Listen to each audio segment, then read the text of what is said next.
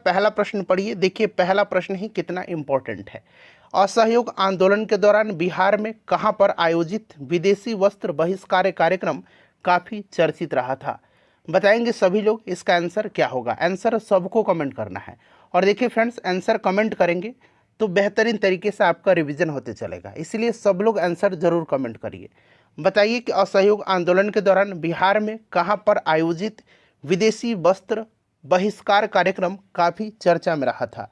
काफ़ी important question है, सब लोग आंसर कमेंट करिए और इस सेशन को एंड तक देखिएगा। बहुत लंबा सेशन नहीं हमारा होता है, 35 से 40 मिनट का मैक्सिमम यह सेशन रहता है और इस सेशन में आपको ढेर सारी नई चीज़ें जानने को मिलेंगी, इसीलिए इस सेशन को पूरा ध्यानपूर्वक देखिएगा। और फ्रेंड्स, आपका एक लाइक ही हमें मोटिवेट करता है, सो प्लीज़ लाइक ज़रूर किया करें।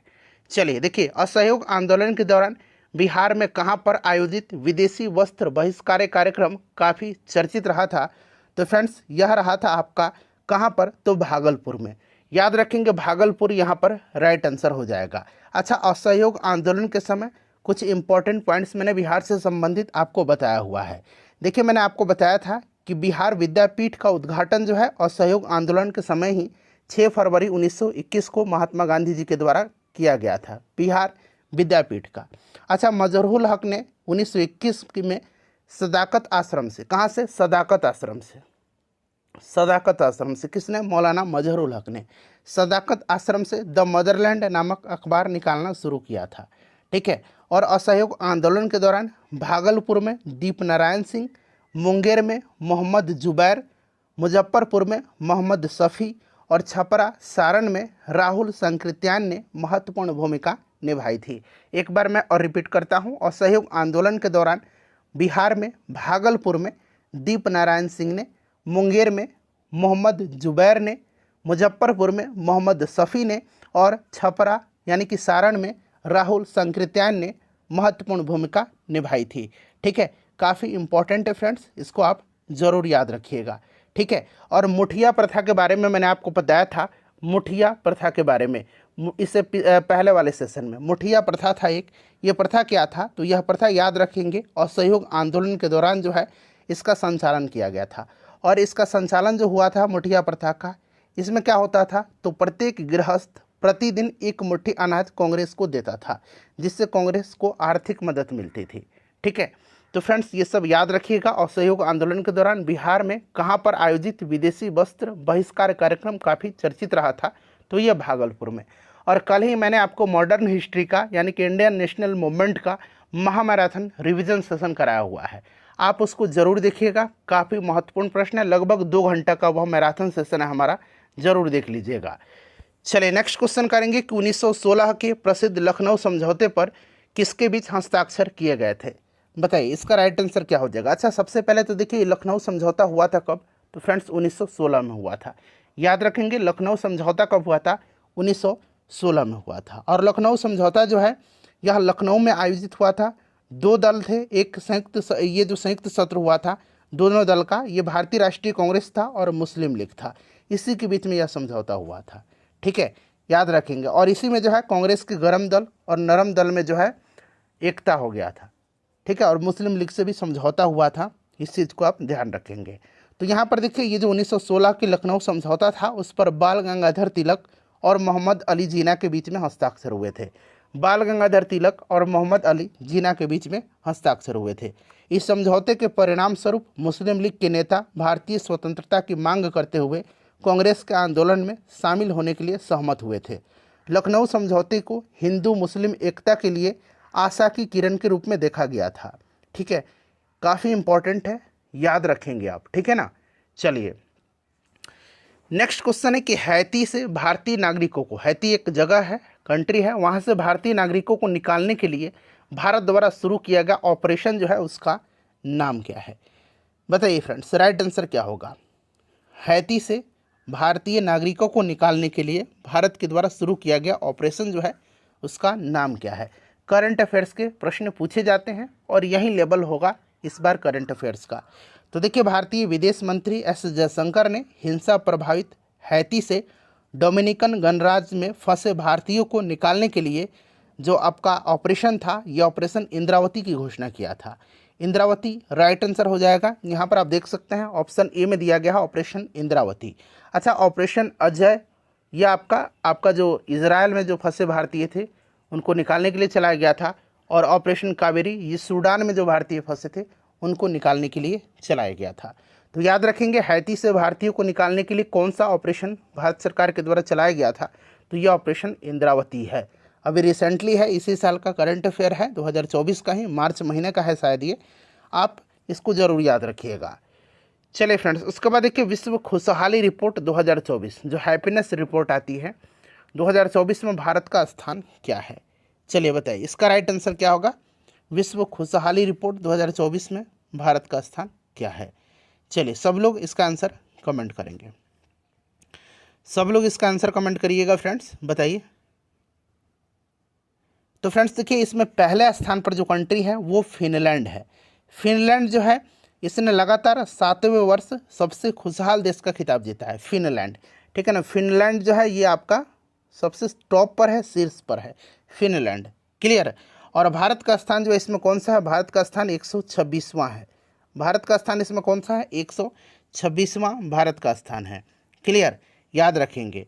146 देशों में 126वें स्थान पर भारत है, क्लियर।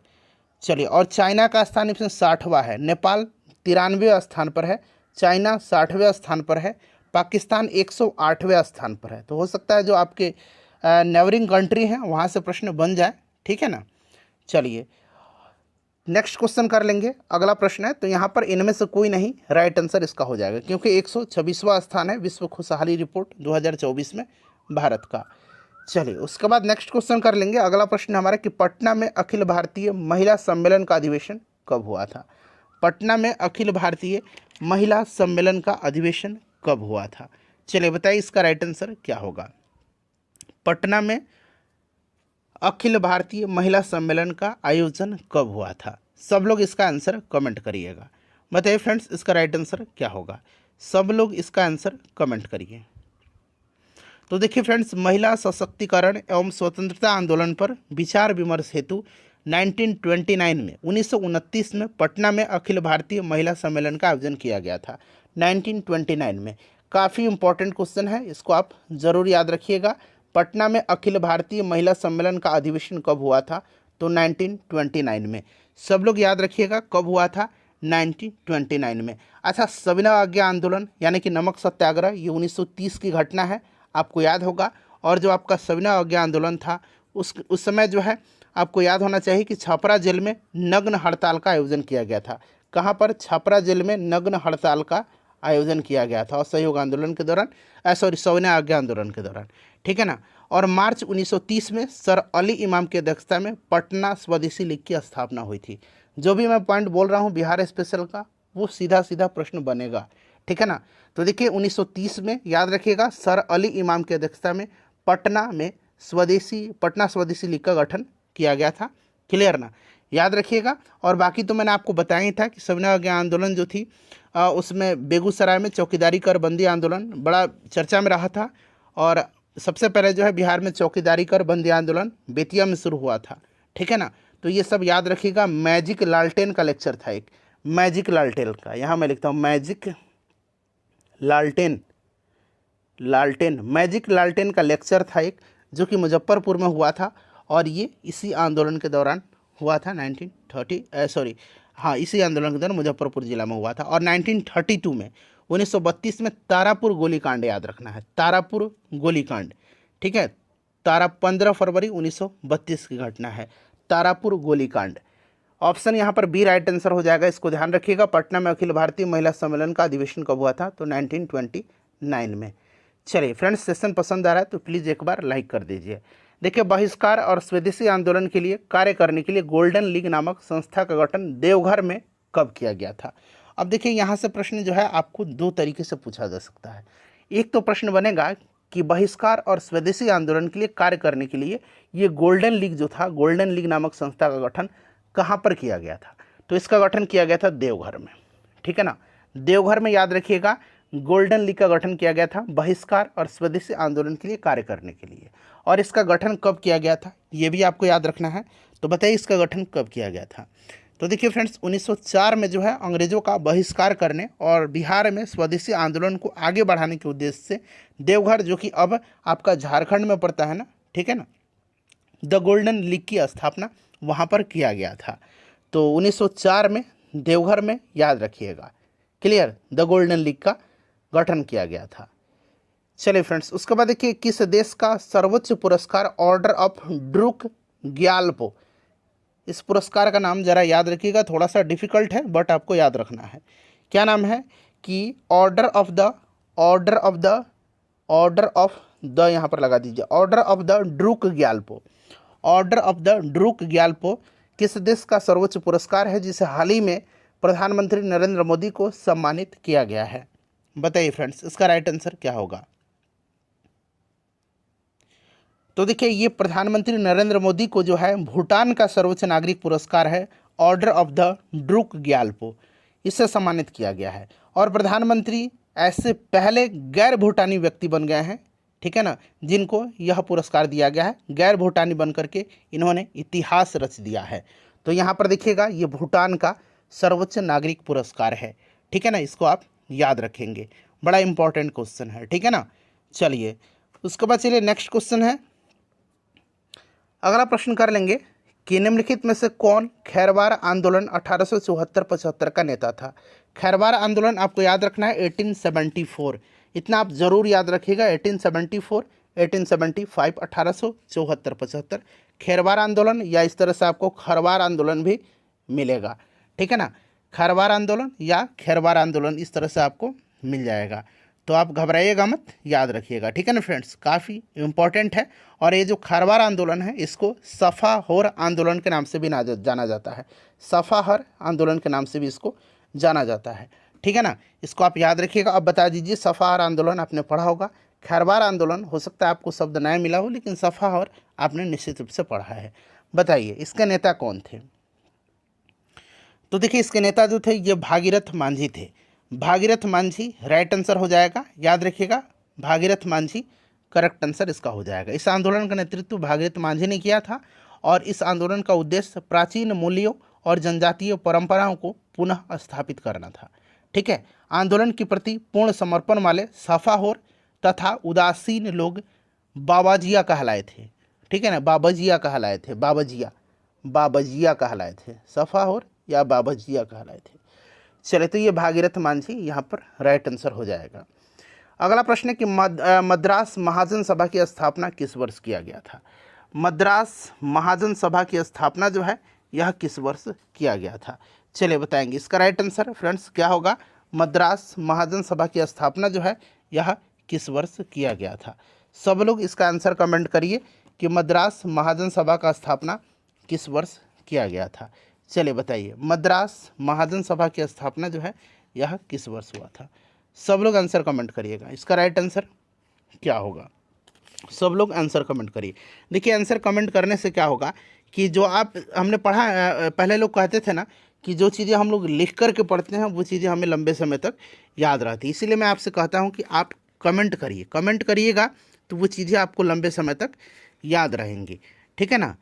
चलिए, मद्रास महाजन सभा की स्थापना जो हुआ था ये किया था किसने? तो बी राघवाचारी, जी सुब्रमण्यम और पी आनंद चार्लू ने, ठीक है ना।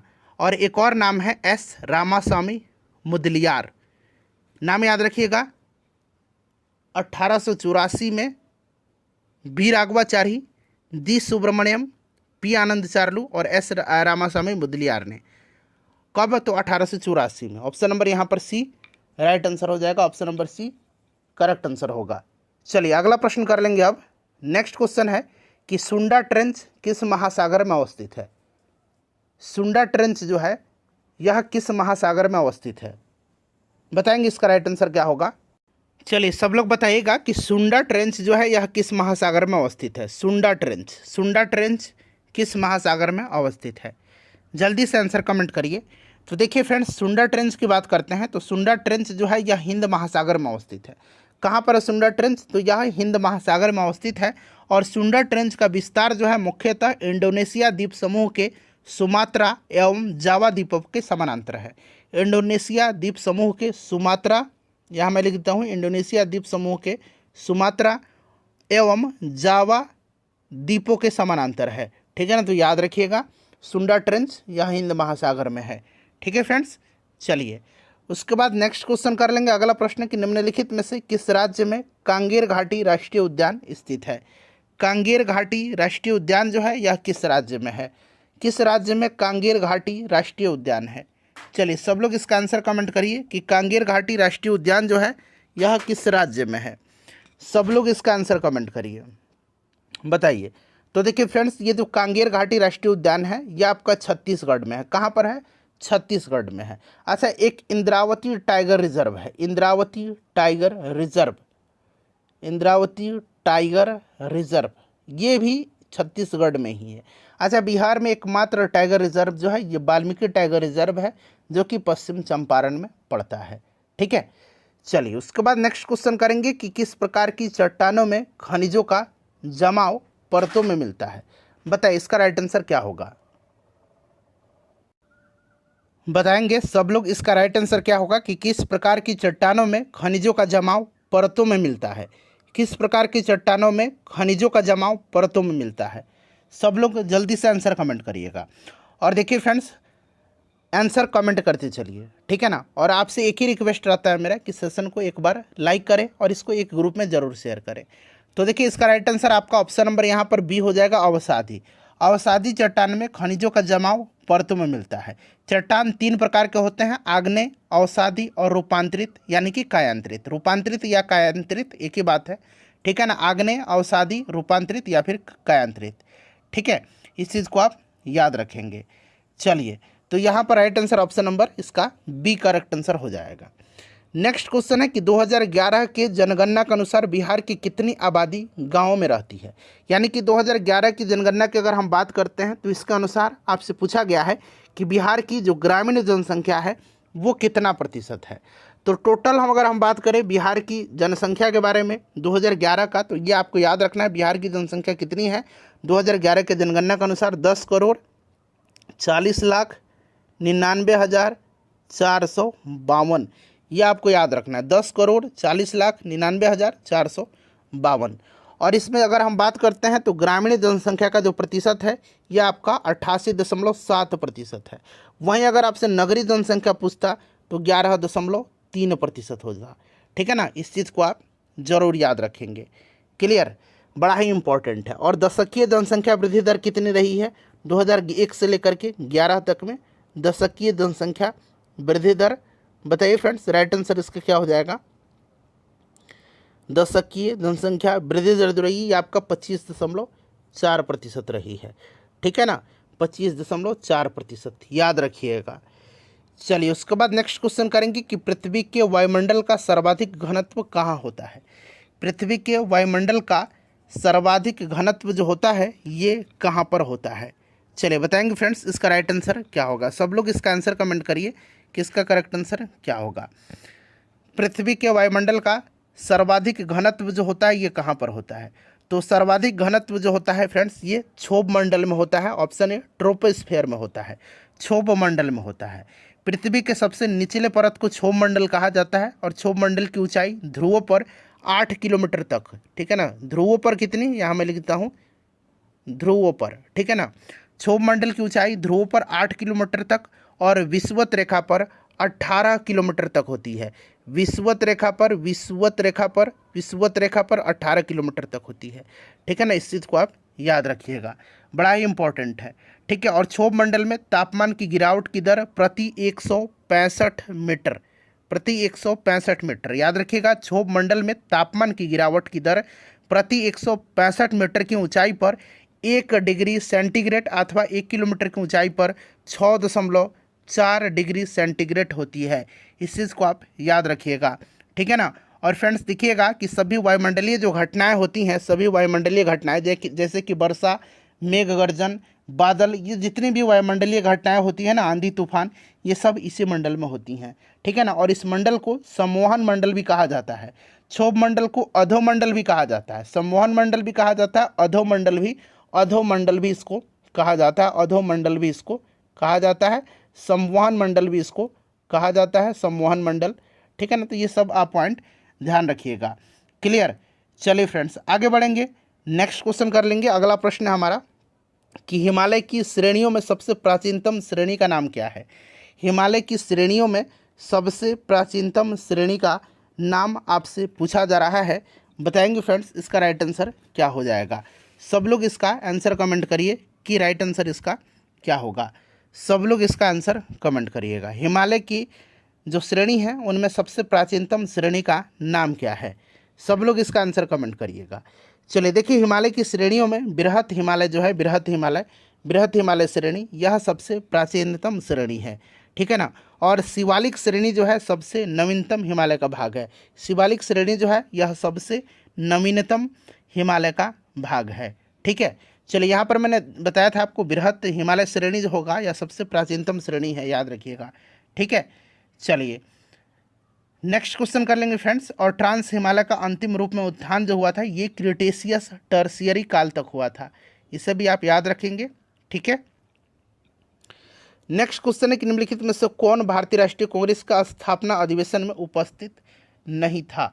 बताइए, भारतीय राष्ट्रीय कांग्रेस का जो स्थापना अधिवेशन था उसमें उपस्थित कौन नहीं थे। चलिए बताइए इसका राइट आंसर क्या हो जाएगा। सब लोग इसका आंसर कमेंट करिएगा। सब लोग इसका राइट आंसर कमेंट करिए। तो देखिए फ्रेंड्स, यहाँ पर अगर बात करते हैं तो भारतीय राष्ट्रीय कांग्रेस का जो स्थापना अधिवेशन था यह 1885 में डब्ल्यू.सी. बनर्जी की अध्यक्षता में हुआ था, व्योमेश चंद्र बनर्जी की। और इसमें टोटल 72 प्रतिनिधियों ने हिस्सा लिया था। याद रखिएगा, 72 प्रतिनिधियों ने इसमें हिस्सा लिया था। भारतीय राष्ट्रीय कांग्रेस की स्थापना 28 दिसंबर 1885 को जो है ए.ओ. ह्यूम के द्वारा किया गया था। और उस समय वायसराय लॉर्ड डफरिन था, इसे भी आप याद रखेंगे, ठीक है ना। तो और देखिए, पहले ये जो आपका अधिवेशन होना था ना, ये पूना में होना था। जो 1885 का पहला अधिवेशन था बम्बई में, ये पूना में हुआ था, किंतु वहाँ पर जो है शायद हैजा वगैरह फैला हुआ था, इसीलिए वहाँ पर ये नहीं हो पाया था, ठीक है। तो यहाँ पर देखिए, इसमें उपस्थित सुरेंद्र नाथ बनर्जी नहीं थे, ठीक है ना। सुरेंद्र नाथ बनर्जी उपस्थित नहीं थे, ठीक है। इस चीज़ को आप याद रखेंगे, बड़ा ही इंपॉर्टेंट है, ठीक है। चलिए दूसरा अधिवेशन 1886 में हुआ था कलकत्ता में, और इसकी अध्यक्षता दादा भाई नौरोजी जी ने किया था। चलिए नेक्स्ट क्वेश्चन है। और डफरिन ने तो आपको पता ही है क्या कहा था कि कांग्रेस सूक्ष्मदर्शी अल्पसंख्यकों की एक संस्था है, ठीक है ना। यह कहते हुए मजाक उड़ाया था लॉर्ड डफरिन ने। नेक्स्ट क्वेश्चन करेंगे कि राष्ट्रीय आपदा प्रबंधन अधिनियम किस वर्ष का है। चलिए बताइएगा इसका राइट आंसर क्या होगा। बड़ा ही इंपॉर्टेंट क्वेश्चन है फ्रेंड्स, मोस्ट इंपॉर्टेंट क्वेश्चन है। इसका आंसर आप लोग मुझे कमेंट करके फटाफट बताइए कि इसका राइट आंसर क्या होगा। सब लोग इसका आंसर कमेंट करके बताइए। बताइए फ्रेंड्स इसका राइट आंसर क्या होगा। बड़ा ही इंपॉर्टेंट क्वेश्चन है, बताएंगे इसका राइट आंसर क्या हो जाएगा। क्या प्रश्न है कि राष्ट्रीय आपदा प्रबंधन अधिनियम किस वर्ष का है, यानी कि राष्ट्रीय आपदा प्रबंधन अधिनियम जो है इसकी स्थापना कब हुई थी, यही तो शायद आपसे पूछा जा रहा है। बताइए फ्रेंड्स इसका राइट आंसर क्या होगा। सब लोग आंसर कमेंट करिएगा। तो देखिए सन 2005 ईस्वी में, याद रखिएगा, सन 2005 में जो है राष्ट्रीय आपदा प्रबंधन अधिनियम पारित किया गया था। और इस अधिनियम के प्रावधानों के तहत राष्ट्रीय आपदा प्रबंधन प्राधिकरण का गठन किया गया था। यानी कि इस अधिनियम के तहत ही केंद्र सरकार ने राष्ट्रीय संकट अनुक्रिया बल यानी कि नेशनल डिजास्टर रेस्पॉन्स फोर्स का NDRF का गठन किया था। और प्रधानमंत्री राष्ट्रीय आपदा प्रबंधन प्राधिकरण के पदेन अध्यक्ष होते हैं, इसे भी आप याद रखिएगा। चलिए उसके बाद देखिएगा कि बिहार राज्य के बरौनी में स्थित तेल शोधक कारखाना किसकी इकाई है। बिहार में कहाँ पर तेल शोधक कारखाना है, तो बरौनी में। बरौनी किस जिला में पड़ता है, तो बेगूसराय में पड़ता है। पहले इतना आप ध्यान रखिए, ठीक है ना। अब इसका आंसर कमेंट करिए कि यह जो तेल शोधक कारखाना है यह किसकी इकाई है। चलिए बताएंगे इसका राइट आंसर फ्रेंड्स क्या होगा। आंसर कमेंट करिए सब लोग। देखिए बरौनी तेल शोधक कारखाना जो है ये भारतीय तेल निगम की इकाई है, यह भारतीय तेल निगम की इकाई है, ठीक है ना। इतना तो आपको याद हो गया। इसकी स्थापना जो हुई थी ये आपका सोवियत संघ यानी कि रूस और रोमानिया के सहयोग से किया गया था। 1964 से यह कार्यरत है, इसे भी आप याद रखिएगा, ठीक है ना। चलिए उसके बाद नेक्स्ट क्वेश्चन हमारा अगला प्रश्न पढ़िएगा कि महात्मा गांधी पर चंपारण सत्याग्रह के लिए कब अभियोग चलाया गया था। महात्मा गांधी पर जो है चंपारण सत्याग्रह के लिए कब अभियोग चलाया गया था। चलिए सब लोग इसका आंसर कमेंट करिएगा। इंपॉर्टेंट क्वेश्चन है फ्रेंड्स, बताइए इसका राइट आंसर क्या होगा। सब लोग इसका आंसर कमेंट करिए कि महात्मा गांधी पर जो है चंपारण सत्याग्रह के लिए कब अभियोग चलाया गया था। चलिए फटाफट आंसर कमेंट करके इसका बताइए। सब लोग इसका आंसर कमेंट करिए, राइट आंसर इसका क्या होगा बताइए फ्रेंड्स कि महात्मा गांधी जी पर चंपारण सत्याग्रह के लिए कब अभियोग चलाया गया था। बताइए इसका राइट आंसर क्या होगा। सब लोग इसका आंसर कमेंट करिए, मैं इंतजार कर रहा हूं, सब लोग आंसर कमेंट करिए। देखिए महात्मा गांधी पर चंपारण सत्याग्रह के लिए 1917 में जो है अभियोग चलाया गया था, ठीक है ना, 1917 में। इस चीज़ को आप याद रखिएगा। राजकुमार शुक्ल के निमंत्रण पर गांधी जी 1917 में जो है चंपारण के लिए पटना पहुंचे थे 10 अप्रैल 1917 को। इसे भी आप याद रखिएगा। मुजफ्फरपुर रेलवे स्टेशन पर जेबी कृपलानी सहित, ठीक है, मुजफ्फरपुर रेलवे स्टेशन पर जेबी कृपलानी सहित वहाँ के जो और भी बुद्धिजीवी लोग थे उनके स्वागत में आए हुए थे। और मोतिहारी जाने से पूर्व गांधी जी नीलवर संघ के सचिव JM विल्सन और तिरहुत प्रमंडल का आयुक्त LF मार्सेट से 13 अप्रैल को मिले थे, ठीक है ना। इस चीज़ को भी आप याद रख सकते हैं, बड़ा ही इम्पोर्टेंट है, ठीक है। और तिनकटिया प्रथा जो थी वहाँ पर चंपारण में, उस पर जो है इन्होंने उसके लिए आवाज़ उठाया था, ठीक है ना। चलिए नेक्स्ट क्वेश्चन करेंगे। 1917 यहाँ पर राइट आंसर इसका हो जाएगा। और गांधी जी को कानून विरोधी आचरण के लिए जो है गिरफ्तार करके उन पर मुकदमा भी चलाया गया था, इस चीज़ को आप याद रखिएगा। और उस समय बिहार का लेफ्टिनेंट गवर्नर एडवर्ड गेट था, जिसने चंपारण कृषक जांच समिति, चंपारण जो आपका एग्रेरियन कमेटी था, एडवर्ड गेट ने ही उस समिति को बनाया था, ठीक है। चलिए इनमें से कौन अलीपुर बम षड्यंत्र में शामिल था। अलीपुर बम षड्यंत्र में इनमें से कौन शामिल था, यह आपसे पूछा जा रहा है। फटाफट इसका आंसर आप मुझे कमेंट करके बताइए कि अलीपुर बम षड्यंत्र में कौन शामिल था। चलिए बताइएंगे इसका राइट आंसर फ्रेंड्स क्या होगा। अलीपुर बम षड्यंत्र में कौन शामिल था। चलिए सब लोग आंसर कमेंट करिए इसका। अलीपुर बम षड्यंत्र में कौन शामिल था। तो देखिए अलीपुर बम षड्यंत्र की घटना जो है ये 1908 की है, ठीक है ना, जो मुजफ्फरपुर कांड हुआ था 1908 में, आपको याद होगा ना।